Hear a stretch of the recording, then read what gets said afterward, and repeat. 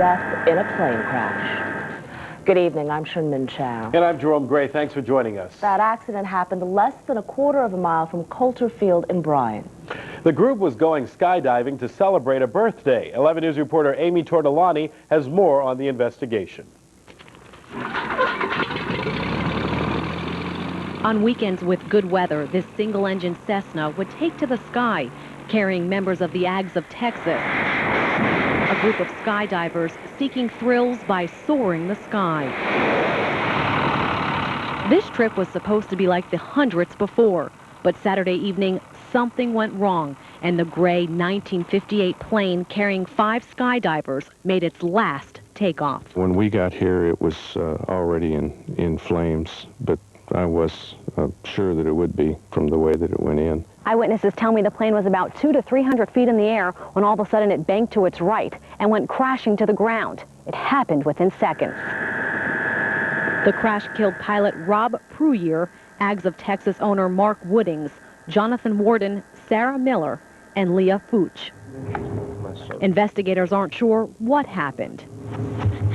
These skydivers call themselves a tight community who knew the risks but loved what they did. You know, they definitely embrace life and want to live it to the fullest, and they understand that there's a risk. They do their best to eliminate the risk they can, and they accept what they can. Skydivers say the greatest risk is during takeoff. That's when they depend on a plane and its pilot, not their own ability, and that's what killed 5 people. Amy Tortolani, 11 News. The National Transportation Safety Board is looking into 3 possible causes for the crash: pilot error, engine problems, or plane maintenance. Now, one eyewitness to the accident says she can't forget yesterday's awful scene. Kathy Jackson thought it was a model plane that had crashed, but the smoke and flames led her to believe the worst. And I got up there, and they'd gotten a girl out. And I said she was dead. Jackson held the victim's hand and prayed until paramedics and police moved her away. One of the other victims is from the Houston area. 27-year-old Mark Woodings was from the Woodlands. He graduated from A&M with a master's in electrical engineering, but skydiving was a passion. Mark purchased the skydiving company Aggies Over Texas back in 1997. One of his best-known students, President George Bush. Well, I mean, he's an incredible man. There's never been any doubt about that, starting from when he was president. I think he's having a great time. President Bush jumped with several members of the Aggies Club on June 9th. He was celebrating his 75th birthday. Mark Woodings jumped just before the president. The Aggies Over Texas Skydiving Club has been in operation for more than 12 years, and this is their website. The group only had about a dozen members, and it was the only skydiving operation in the Bryan area. No word on how or if the group will continue. Hey, Texas A&M Vice President issued a statement today on behalf of the university. It said, quote, "This is a tragic loss of young lives, and all of us at the university grieve for the parents, families, friends, and student acquaintances of these young people," end quote. Now, skydivers in and around the Houston area are part of a tight-knit group united by the thrill of parachuting. 11 News reporter Ron Trevino has more on the wounds being felt in the skydiving community. At Skydive Houston in Waller, where no fear is more than just a popular phrase, there's a feeling of deep loss. Members of the skydiving community are now gone, and it's like a death in the family. I don't know any of them personally. I've heard of some of them, but yeah, it's kind of put a damper on spirits today. This ensures that your main is attached properly to your gear. Michael Turoff is an instructor examiner here. He's been a skydiver for over 2 decades, and he knew one of the skydivers killed this weekend. He called Mark Woodings a friend. Mark was a wonderful, very detail-oriented person, very thorough, very professional. Turoff is also a pilot and has flown the same type of Cessna that crashed Saturday. He says it's the most commonly used aircraft for skydiving. I can't even begin to speculate on what happened. but I'm very comfortable in flying a Cessna 182 jump ship. Getting some airtime. You gotta stay The skydivers here considered what happened in Bryan a plane accident, not a skydiving accident. And they're not thinking twice about their lifestyle. We're going to keep jumping. We're going to keep having a good time. And one day we might lose our lives, but at least we're living the time we're here. The skydivers are well aware of the dangers that go along with their sport. They tell us this is the 5th fatal accident involving skydiving aircraft in the U.S. this year. In all, those accidents have resulted in 26 deaths. Jerome? All right, Ron Trevino reporting live. Thank you. As we learn more about that skydiving accident in Bryan, we will keep you up to the minute. Our next update is tomorrow on the morning edition of 11 News, beginning at 5. In flood-ravaged North Carolina, officials are planning a Berlin-style airlift to bring food and water to hurricane victims. Some 400 roads remain closed because of high water. Authorities say supplies are running low in 4 counties. More than 6,000 people remain in shelters, and some of those facilities do not have running water or electricity. A lack of water also a problem in hard-hit New Jersey. Nearly 300,000 people still have to boil water to drink it, and 1 million people still cannot make long-distance phone calls. Closer to home and closer to Galveston Island, nothing but calm, comfortable temperatures.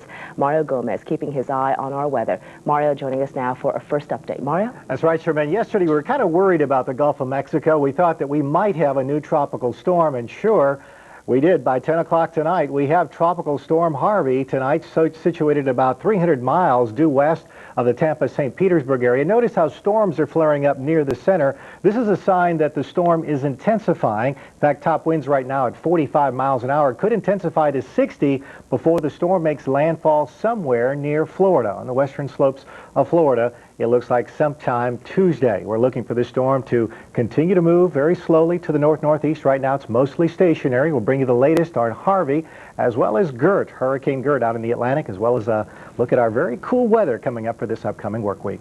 That's all good news. Good news for us and rough times for the East Coast. Rough for Florida. Thanks. Remembering victims of a horrible crime. Tonight, a look inside this house of hurt and healing. Breaking ground for a new Branch Davidian church. And do those TOS tests discriminate?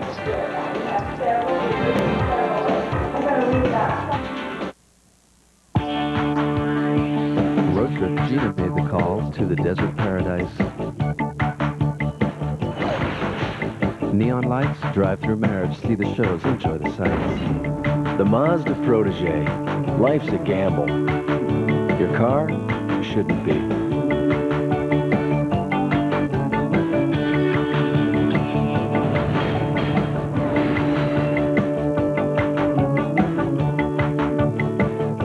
Be good to people. Be truthful. Working at John Moore makes that easy for me. Houston families have trusted John Moore Home Services over 34 years for quality plumbing, free estimates, full warranties, and earn free Continental One Pass miles. For free plumbing estimates, call John and get more. I go home every day with the satisfaction of a job well done and to kids who are proud of their dad. Call John. Get more. 730-2525. The good news is that men now have many more choices on what to wear to work. The bad news is that men now have many more choices on what to wear to work. Which is why at the Men's Wearhouse, we help dress you from business Mondays all the way through to casual Fridays. Saturdays and Sundays, it's every man for himself. Every day, more than 5,000 people buy a shirt or pair of slacks at the Men's Wearhouse. You're going to like the way you look. I guarantee it. 1-800-776-SUIT.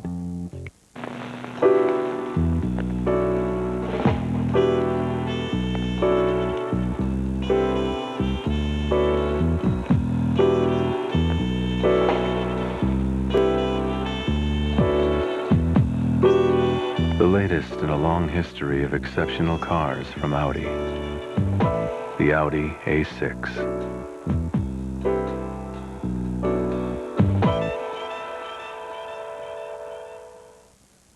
You're watching Houston's leader for live local coverage. Jerome Gray and Shern-Min Chow. 11 News at 10. We have seen it before, a community coming together to mourn lives lost in yet another mass shooting. This time the place is Texas Christian University in Fort Worth.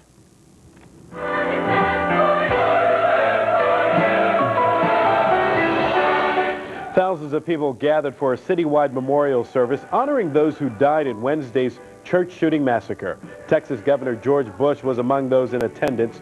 Fort Worth's mayor told the crowd the shooting won't define the community. At the Wedgwood Baptist Church, a similar show of support. 11 News reporter Jeremy Diesel has more on how people are dealing with this deadly church shooting. It could be any other Sunday. Smiles from the greeters, a church family comes together. But you don't have to look far to see just how different this day is. Reminders around the corner, along the way, just outside the front door. It's been a long week. We have been praying in our church for God to just break loose and revival. And I believe it's happening. This family wanted nothing more than to be home this Sunday. The floors inside are a little bare. The walls still have scars. The church is healing. Praise the Lord. If I didn't know better, I'd say we were having church today. And that they did, full of life, prayer, and memories. And I imagine you where you wanted most to be. Like all churches, Wedgwood Baptist is filled with symbols. But unlike other churches, Wedgwood is now a symbol itself. But not just of the evil that happened here. It's a symbol of the faith of those who attend. Our church has never been more united. We have never been more praying. We have never been more singing. We have never been more in love with one another. But with any loss comes questions, mixed in with the flowers and mementos or treasures, a child's vision, a Bible, even answers.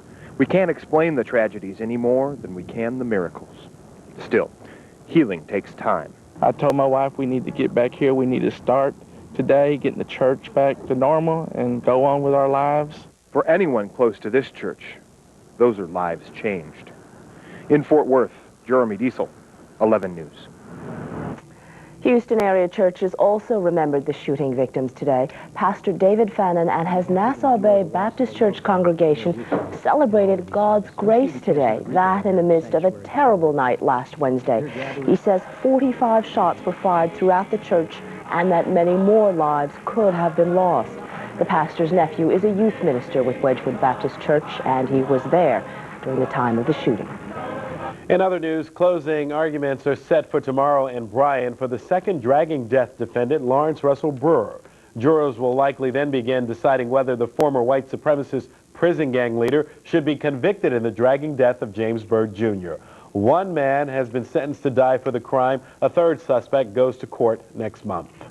A reward is being offered for information in the brutal murder of a Galveston woman. 55-year-old Judith Roeder had been sexually assaulted and then stabbed 30 times. She was found in her home. Members of a computer chat group that befriended Roeder have raised $3,000, and that money is a reward for information about her killer. This story is a result of our partnership with Houston area newspapers and the Galveston County Daily News. You can read more about the story in the next edition of the paper. International peacekeepers are just hours away from arriving in violence-plagued East Timor, and the Australian commander of the force is promising safety. In all, 2,500 troops should be on the ground. It's expected the Indonesian military will hand over control of the troubled province as early as the middle of the week. It is hoped this latest show of force will create a secure environment in the Indonesian province. Now, still ahead, shovels and pickaxes tore into the soil outside of Waco, and it is all for the Branch Davidians' new church. And how much would you pay for a piece of Titanic history?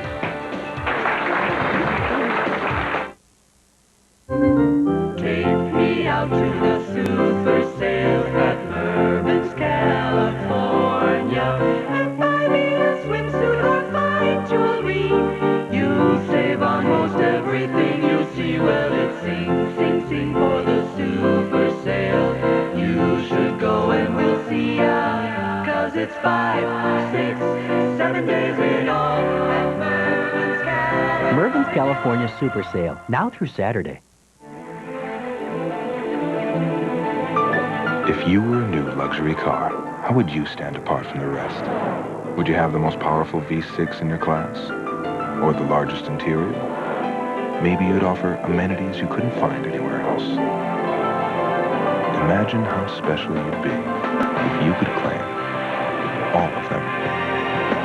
presenting the all-new Infiniti i30. It's all the best thinking. There's a bunker that goes all the way around the lip of the green. You're gonna have to... Yeah. Hey, excuse me. How are the fairways gonna be this week? You should aim for the oak. Really? Yeah. It's a back left pin. It's a sucker pin. Seven's freaky, that's what I hear.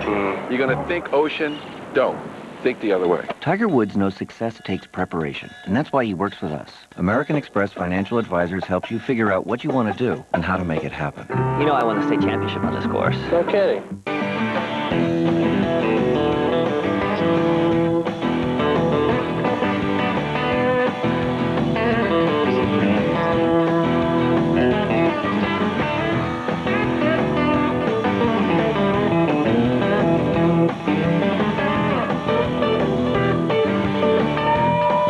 Join us in Nashville, Tennessee for Countdown to the Country Music Awards, hosted by John Jay of 93Q Country in the spirit of Texas.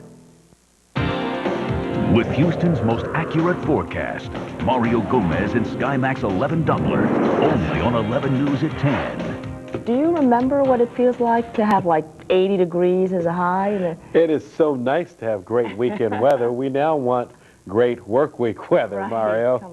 Well, we are probably going to see a lot of that this week. The weekend weather wasn't too bad. It did get a little warm today, Jerome and Sandra, but it looks like we're probably going to start seeing some fairly wet weather across the Gulf Coast, at least maybe a few sprinkles maybe on Tuesday, but for the most part it's going to be dry. Right now, SkyMax 11 is showing very dry weather across much of the Gulf Coast region. Not expecting too many showers in the next 24 hours. We're going to keep an eye on the sky, though. It looks like weatherly dry. We've been watching Harvey now for these last couple of hours. It has been more active out in the eastern end of the Gulf. Thunderstorm activity is certainly getting a little more and a little more as we get into the evening hours. I think we're going to see more flare-ups there in the eastern Gulf. Hurricane Gert continues moving to the northwest. No major threat to the United States. It's going to be picked up by a weather front, we think, in a trough, and it should be carried more northerly in time. It is, though, a very dangerous storm, carrying winds of 120, making it a Category 3 storm. Folks in Bermuda are still looking at Hurricane Gert very carefully this upcoming week. We'll get back to Harvey in just a while. I want to talk about the warm weather, though, here in Houston today. Although it was dry and less humid, we did manage to get to 95, Dallas 95, Austin 96 degrees.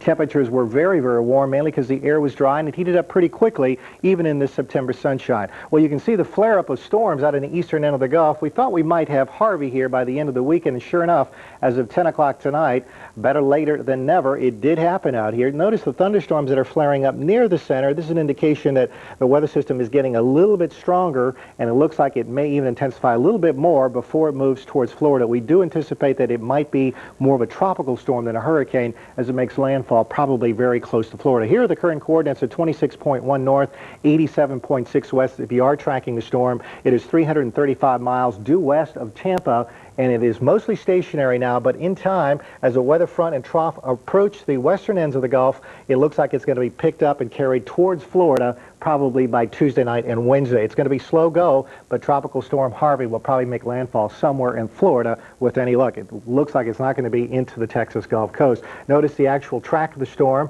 By Tuesday afternoon, we do think it's going to be right over Florida. Tropical Storm Harvey still has a potential to turn into a hurricane, but right now it looks like it's going to be a very healthy tropical storm. Top winds maybe of 60 miles an hour, dumping very heavy rain, just like they've had all weekend down in Florida. Across Texas, nothing new here today. High pressure over the Gulf Coast most of the weekend meant fair weather skies. In fact, warm temperatures, you saw highs near 90. We are going to be looking for the weather front currently in North Texas, dropping temperatures in the 50s in the Panhandle to start sailing into Dallas probably by morning, dropping the readings here. And then into Houston late tomorrow afternoon. We do think we're going to see some fairly cool weather. Right now it's 74 degrees. Ahead of the front, we'll manage to get to 95. The front may move in ahead of schedule, though, possibly mid to late afternoon. The temperature certainly by Tuesday will be a lot different. Mid-80s at best, and even cooler low to mid-50s by Tuesday night and Wednesday. We are looking at some true fall-like weather just in time, since fall officially begins Thursday at 6:30 in the morning. Current Houston temperatures aren't too bad. It feels a lot like fall out there right now. We're at 74, Hobby's at 77, Galveston is at 80 degrees.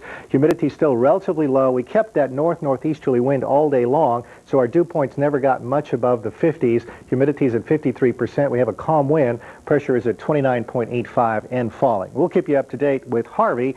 Right now, let's get you in touch with what's going to be happening in Houston this week. As we told you, the cool front is set to push into Houston probably Monday night. We'll notice the temperature changes by Tuesday, but tomorrow another warm day, carbon copy of today, perhaps a bit breezier than it was yesterday and today because it looks like the front will be knocking on the door late in the afternoon. We'll see these temperatures drop off considerably. In fact, we are for the first time expecting low to mid 50s overnight and daytime highs somewhere between 80 and 85. This is not a typo.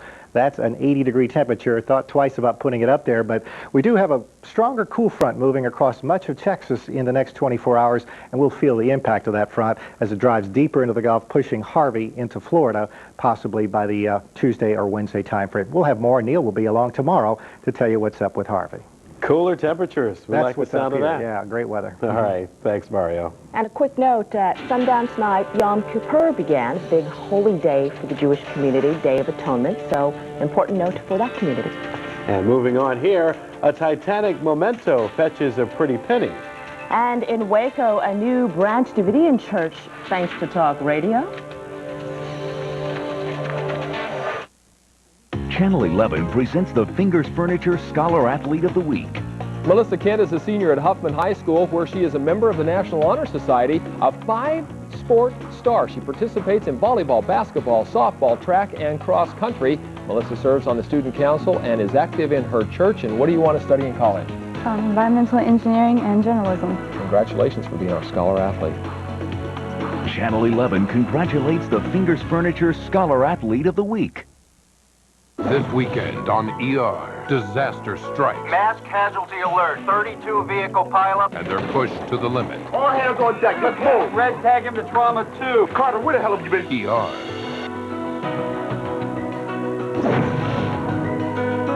A man takes his final shot. Tell him that you don't think about me when you're with him. And doctors. Can I come in for a while? Get personal. ER. Tonight at 11:05. So, what's the best way to get around town? A brand new fun-to-drive Ford Escort or CX2. Right now, you can get great deals on both during factory authorized clearance. Get into a new Escort or CX2 with 0.9 financing and $1,250 cash back. Or choose $2,000 cash back. That's right. During clearance, get $2,000 cash back on Escort and CX2. Clearance is the best time to buy. Get to your Texas Ford dealer today and find out why. Ford is the best in Texas. We're sisters. Super Center is the best place to be. Walmart Super Center is the best place to shop if you want to get everything. They have fresh produce, fresh meat. Those look good. The best blueberry muffins. Clothes. Pizza. CDs. You can't do that anywhere else. You can only do it at the Super Center. And I know I can find the low prices here. Actually, my husband does call me the Walmart queen. He opens up the checkbook and there's Walmart, Walmart, Walmart, Walmart. Every single entry. It is true. I can come here, get everything I need, and then get back home to my family. It's one-stop shopping, and you're finished. We love it. Thank you. No, please. Let me. There you go. You're certainly on your way, son. We have activity. Verify account status. His last payment was a half-day late. Raise his rate. Initiating interest rate increase, sir. If you're late with a payment, some credit cards are happy to automatically raise your interest rates. But a Discover card? No, we don't do that. Remember, there's always something more to discover. To reach any destination, you must begin the journey, and Metro is ready to step into the future with our 5-point Millennium Mobility Plan. It includes building roads across the region, the use of Metro's land for a West Park toll road, easing congestion on the Katy Freeway, improving area bus service, and exploring a rapid bus or light rail system. Houston, we have a problem, traffic, but Metro has the vision to be the solution. You're watching Houston's leader for live local coverage. Jerome Gray and Shern-Min Chow. 11 News at 10. Efforts are now underway to build a church on the grounds of Mount Carmel after the Waco tragedy. 11 News reporter Joel Thomas has more on this project that's been talked about for years. At the Davidian compound, the work begins even as the convoy pulls in. Still have the stadium seating in here. So plans are for a modest chapel. They're in the process of digging these holes right now. They anticipate at least 3 months for the construction process. They build on the very site where America saw a shootout. I think it's sad that a lot of people don't really care You know what happened here? Seeing the battered rubble here staggers even those who've studied the standoff. As I reflect on what happens, there's a sense even students of Waco don't know the entire message. It's not the same. I want to live here, but I need a trailer to do it, and I don't have the money. You would come back out here and live You like that? bet I would in a wink. Watson walks in a memorial grove, each withered tree planted for someone who died here. There is still a lonely vigil for David Koresh's return, a lonely feeling no one from outside of the compound can ever understand. I'll tell you, when helicopters come after you, and you see them, and you hear them, and you know what they're doing, that's an entirely different story. Even so, one of the builders who drove up from Austin told me that he feels like he's building a future tourist stop, an Alamo for the Branch Davidians. But one of the Branch Davidians says that's okay. He tells me that the only chapel they really need anyway is in heaven. In Waco, Joel Thomas for 11 News. Now, plans call for the old compound site to hold a new 38 by 40-foot white frame church. An Austin radio talk show host organized the project. A federal trial starts tomorrow over the fairness of an academic skills test. All Texans must pass it before getting a high school diploma. The Mexican-American Legal Defense and Educational Fund filed the lawsuit, and it is acting on behalf of 2 Hispanic groups and several minority students who had failed the exit-level Texas Assessment of Academic Skills. They contend that the TAS test, which has been given since 1990, discriminates against blacks and Hispanics. The plaintiffs want to eliminate the test as a requirement to graduate from high school. Still ahead, after several losses, the Astros are finally back on the plus side. We'll have the highlights plus the rest of sports next. Texas, it's back. Save now during Toyota's Race to the Savings. The 2000 models are arriving and the 99s are moving out fast. Hurry in to your Toyota Power Team dealers and you can make a great deal on a rugged Toyota 4Runner, the best overall value of the year. And come choose from a great selection of Toyota RAV4s available now at your Toyota Power Team dealers. Register now to win a 2000 Toyota Tundra during the 99 Texaco Haviland Grand Prix. Ever wonder what's in those big containers they unload from ships at the Port of Houston? Jobs. Hundreds of thousands of jobs for Houston. Every year, the Port of Houston generates $7.7 billion for our economy. The port means jobs, all kinds of jobs, from container docks to space docks. So when you see those boxy containers on a boat, truck, or train, think of the Port of Houston, where Harris County Ship comes in. You know, most banks are kind of like beige sedans, boring and unresponsive. At Sterling Bank, we have a different style. At Sterling, we think along the lines of Houston area owner-operated businesses. Our bankers are road-tested and fine-tuned to your needs, and they're ready to make quick decisions when you need to move. So cruise by and meet a Sterling banker. Sterling Bank, helping Houston area owner-operated businesses grow. You've changed a lot somehow from the one I used to know. Get it together.